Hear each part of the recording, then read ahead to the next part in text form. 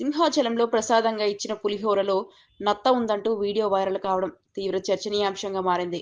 ఈ ఘటనపై ప్రశ్నించగా సింహాచలం ఎమ్మెల్యే గంటా శ్రీనివాసరావు స్పందించారు. ఈ విషయంపై ఆలయ ఈవోతో మాట్లాడినట్లు ఆయన తెలిపారు.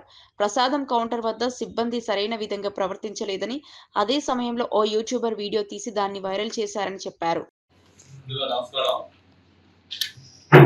ఈరోజు చాలా పవిత్రమైన రోజు, పర్వదినం. దేశవ్యాప్తంగా కూడా ఈ ముక్కోటి ఏకాదశి ఒక పండగ వాతావరణంలో కావచ్చు, మిగతా సెక్రటేరియట్ కావచ్చు, లేకపోతే ఏ అయితే నిర్మాణాలు చేయాలనుకుంటున్నామో అవన్నీ కూడా ఒక టైం ఫ్రేమ్ పెట్టి వాటిలన్నింటినీ కూడా ముందుకు తీసుకెళ్తున్న విషయం మనం చూస్తా ఉన్నాం. ఆ పనులని కూడా త్వరలోనే అన్ని కూడా షెడ్యూల్ ప్రకారం కంప్లీట్ చేసుకుని అవన్నీ కూడా అందుబాటులోకి తీసుకుంటున్నాం.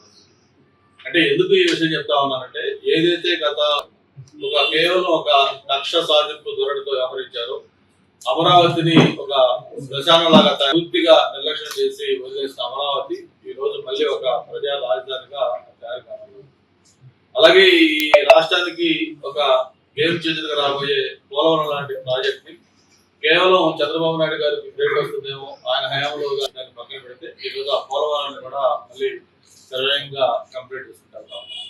ఇట్లాగా ఒక్కొక్క అంశంలో ఆయన ఏదైతే ఒక విధ్వంసం సృష్టించి పరిపాలన మొత్తం కూడా అస్వస్థం చేశారో, దాని నుంచి ఈరోజు ఒక వికాసం వైపు ఈ రాష్ట్రాన్ని మళ్లిస్తూ పరిపాలన మొత్తం కూడా ఒక గాడి పెట్టి ఈరోజు ఆంధ్రప్రదేశ్ వైపు అందరూ చూసే విధంగా ఈ రాష్ట్రాన్ని ముందుకు తీసుకెళ్తున్నారు చంద్రబాబు నాయుడు గారి నాయకత్వంలో. మరి ఎందుకు ఇవి చేస్తామంటే ఒక బెస్ట్ పాలసీస్, అంతేకాకుండా దేశంలో ఎక్కడా లేని విధంగా ఇండస్ట్రీస్ ఇన్సెంటివ్స్ సంబంధించి కూడా ఒక క్లియర్ కట్ పాలసీ తీసుకొని కొత్తగా ఫస్ట్ టైం ఆంధ్రప్రదేశ్ లోనే దేశంలో ఎక్కడ విధంగా ఒక ఎస్క్రో అకౌంట్ కూడా ఆ ఇన్సెంటివ్స్ సంబంధించి ఇది పెట్టి ఆ పారిశ్రామికవేత్తలకు ఒక నమ్మకం కలిగించే విధంగా ప్రభుత్వం నిర్ణయం తీసుకోవాలి.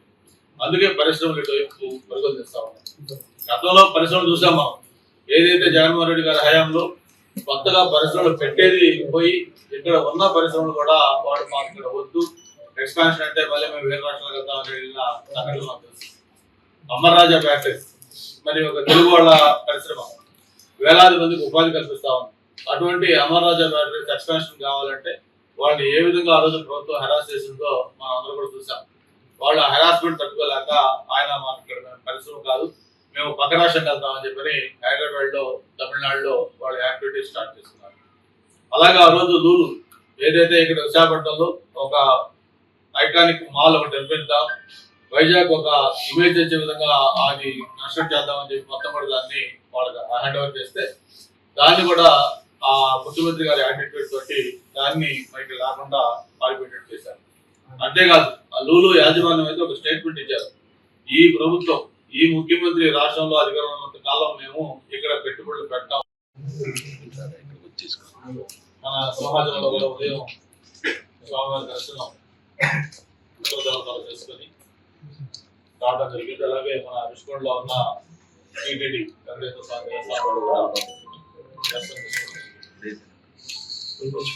ఈరోజు అనుకున్న ప్రధాన ఉద్దేశం ఏంటంటే, రేపటితోటి ఈ సంవత్సరం ముగిపోతాం.